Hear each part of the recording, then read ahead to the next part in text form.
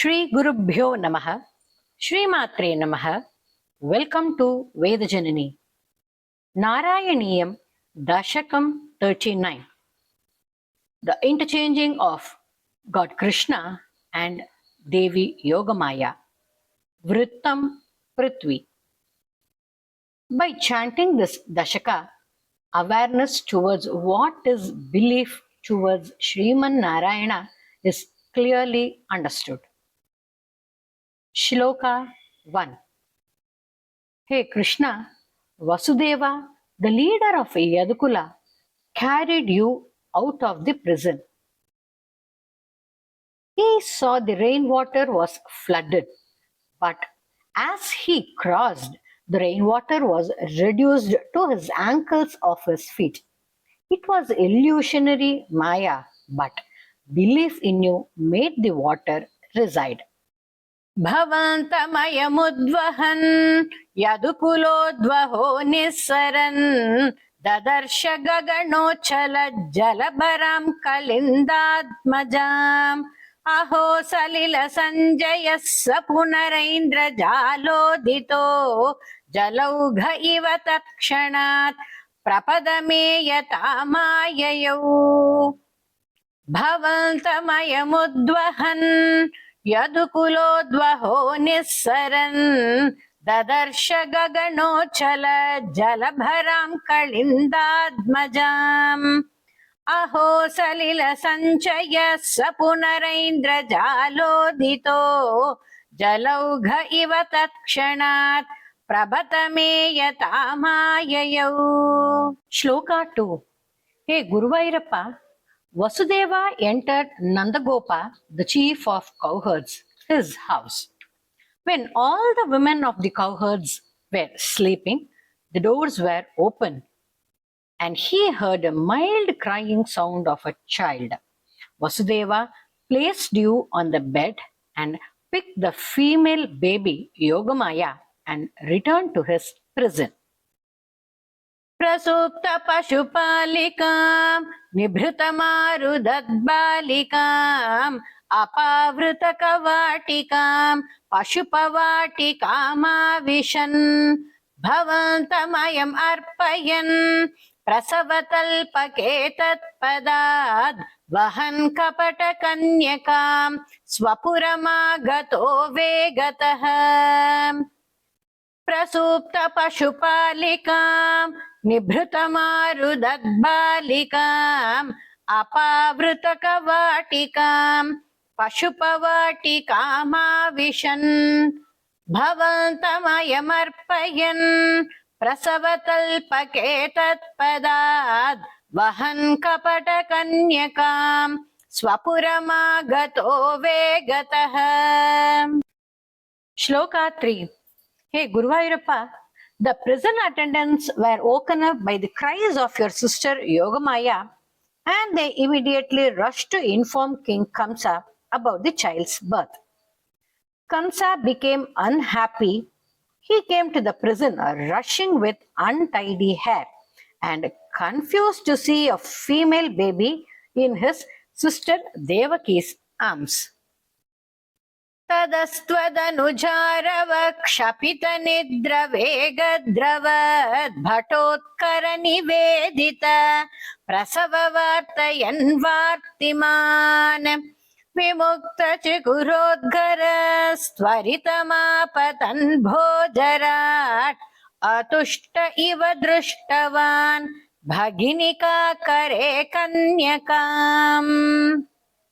ततस्त्वदनुजारवक्षपितनिद्रवेगद्रवद्भटोत्करनिवेदित प्रसववार्तयन् वार्तिमान् विमुक्तचिकुरोत्करस्त्वरितमापतन् भोजराट् अतुष्ट इव दृष्टवान् भगिनिकाकरे कन्यकाम्. Shloka 4.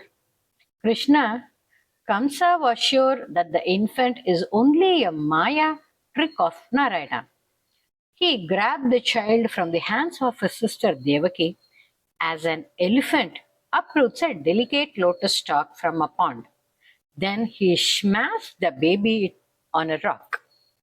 Dhruvam kapatashaalino madhuharasya maya bhavet asho vidikishorikam bhaginika karalingitam द्विपो नलिनिकान्तरात् इव मृणालिकामाक्षिपन् अयं त्वदनुजामजाम् उपलपट्टके पिष्टवान् ध्रुवं कपटशालिनो मधुहरस्य माया भवेत् अशो विधिकिशोरिकाम् भगिनिका करालिङ्गिताम् द्विपो नलिनिकान्तराद् इव मृणालिकामाक्षिपन् अयं त्वदनुजामजाम् उपलपट्टके पिष्टवान्. Shloka 5. Hey Krishna, your sister Yogamaya freed herself from the hold of King Kamsa, like your devotees do from bonds of death. She rose up high in the sky and took another form as a deity with 8 arms holding divine weapons. Tato bhavadupasako jaditi mrityupashadiva pramuchyatara sa samadhirudha rupantara adhastalamajagmushi vikasadaşta bahu spuran mahayudamaho gata kila vihaya sadidyute tato bhavadupasako झटिति मृत्युपाशादिव प्रमुच्यतरसैव सा समधिरूढरूपान्तरा अधस्तलमजग्मुषि विकसदष्टबाहु स्फुरन् महायुधमहो गता किल विहाय सादिद्युते. Shloka 6.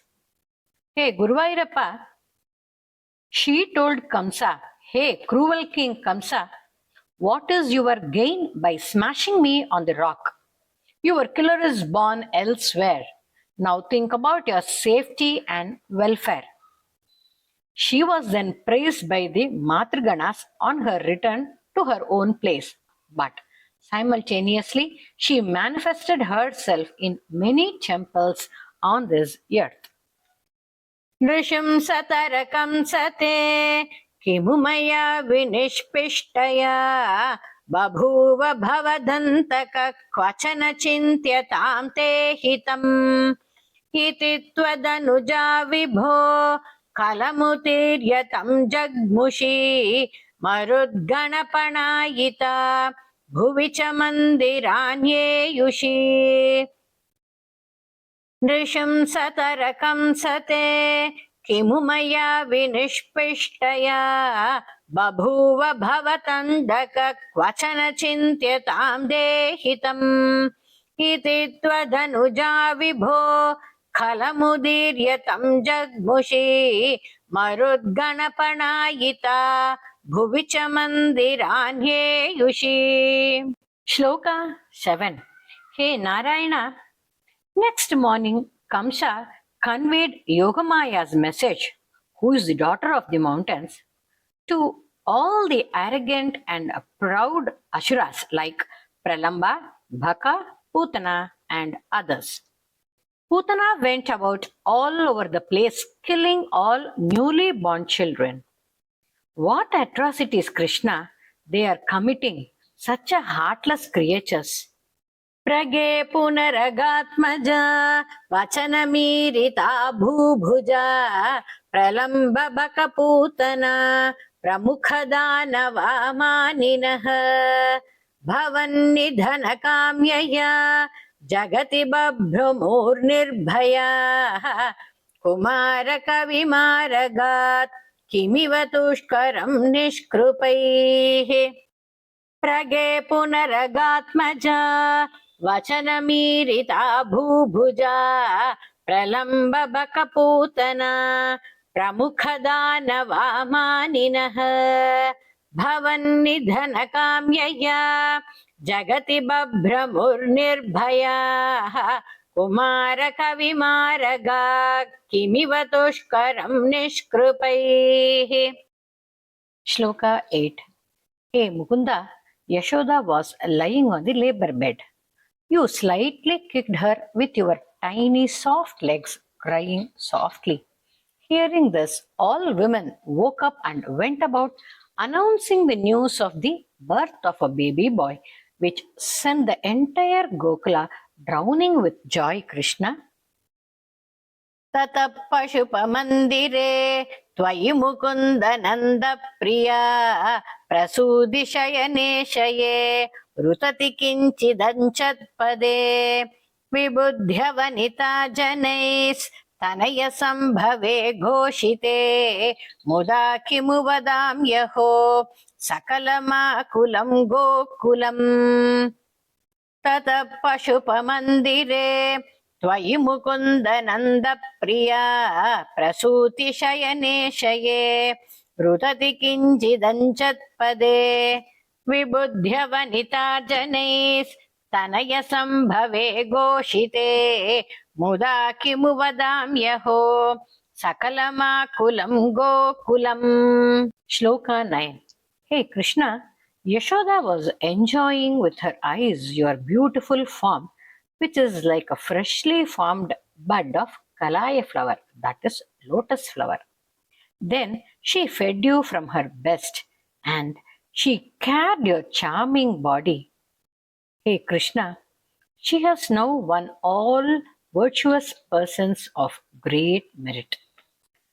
अहो खलु यशोदया नवकलाय चेतोहरम् भवन्तमलमन्तिके प्रथममापि बन्द्यादृशा पुनस्तनभरं निजं सपति बाययन्त्या मुदा मनोहरदनुस्पृशा जगति पुण्यवन्तो जिताः. अहो खलु यशोदया नवकलाय चेतोहरम् भवन्तमलमन्तिके प्रथममापि बन्द्यादृशा पुनस्तनभरं निजं सपदि पाययन्त्या मुदा मनोहरतनुपृशा जगति पुण्यवन्दो जिताः. Shloka 10. Hey Krishna, Nandagopal was overwhelmed with joy, and he, out of his desire and for your well-being, he gave away limitless gifts to all holy men from the Brahmin group. In the same manner, many auspicious rites and yahams were performed, and puja were done by the Gopas for your sake. Hey Krishna, please protect me also from all my afflictions and ailments. भवत्कुशलकाम्यया सखलु नन्दगोपस्तदा प्रमोदभरसङ्कुलो द्विजकुलाय किं नादधात् तथैव पशुपालकाः किमु न मङ्गलं ते निरे जगत्हृदयमङ्गलस्त्वमिह पाहि मां यामयात्. भवत्कुशलकाम्यया सखलु नन्दगोपस्तदा प्रमोदभरसङ्कुलो द्विजकुलाय किं नाददात् तथैव पशुपालका किमु न मङ्गलं ते निरे जगत्हृदयमङ्गलत्वमिह पाहि माम् आमयात्. सर्वत्र गोविन्द नाम संकीर्तनम Govinda Govinda. Let's chant the dashakam fully in the medium speed. भवन्तमयमुद्वहन् यदुकुलोद्वहो निःसरन् ददर्श गगनोच्चलज्जलभरां कलिन्दात्मजाम् अहो सलिलसञ्चयः स पुनरैन्द्रजालोदितो जलौघ इव तत्क्षणात् प्रपदमे यथा माययौ. प्रसूप्त पशुपालिकां निभृतमारुदत्पालिकाम् अपावृतकवाटिकां पशुपवाटिकामाविशन् भवन्तमयमर्पयन् प्रसवतल्पके तत्पदात् वहन् कपटकन्यकां स्वपुरमागतो वेगतः. ततस्त्वतनुजारवक्षपितनिद्रवेगद्रवद्भटोत्करनिवेदित प्रसववार्तयैवार्तिमान् विमुक्तचिकुरोत्करस्त्वरितमापतन् भोजराट् अतुष्ट इव दृष्टवान् भगिनिकाकरे कन्यकाम् ध्रुवं कपटशालिनो मधुहरस्य माया भवेत् अशोविधि किशोरिकां भगिनिकाकरालिङ्गिताम् द्विपो नलिनिकान्तरादिव मृणालिकामाक्षिपन् अयं त्वदनुजामजाम् उपलपट्टके पिष्टवान् तदो भवतुपासको झटिति मृत्युपाशादिव प्रमुच्यतरसैव सा समधिरूढरूपान्तरा अधस्तलमजग्मुषी विकसदष्टबाहु स्फुरन् महायुधमहो गता किल विहाय सादिद्युते नृशंसतरकंसते किमु मया विनिष्पिष्टया बभूव भवदन्तक क्वचन चिन्त्यतां देहितम् इति त्वदनुजा विभो कलमुदीर्य तं जग्मुषी मरुद्गणपनायिता भुवि च मन्दिरान्येयुषी प्रगे पुनरगात्मजा वचनमीरिता भूभुजा प्रलम्बबकपूतना प्रमुखदानवामानिनः भवन्निधनकाम्यया जगति बभ्रमुर्निर्भयाः कुमारकविमारगात् किमिव दुष्करं निष्कृपैः ततः पशुपमन्दिरे त्वयि मुकुन्दनन्दप्रिया प्रसूतिशयने शये रुतति किञ्चिदञ्जत्पदे विबुध्य वनिता जनैः सनय सम्भवे घोषिते मुदा किमु वदाम्यहो सकलमाकुलं गोकुलम् अहो खलु यशोदया नवकलाय चेतोहरम् भवन्तमलमन्तिके प्रथमम् आपि बन्द्यादृशा पुनस्तनभरं निजं सपदि बाययन्त्या मुदा मनोहरदनुपृषा जगति पुण्यवन्दोचिताः भवत्कुशलकाम्यया स खलु नन्द गोपस्तदा प्रमोदभरशङ्कुलो द्विजकुलाय किं नाददात् तथैव पशुपालक किमु न मङ्गलं ते निरे जगत्हृदय मङ्गल त्वमिह पाहि मां मयात् सर्वत्र गोविन्द नाम संकीर्तनं Govinda Govinda I request you to subscribe to Veda Janani and hit a like and share with your family and friends.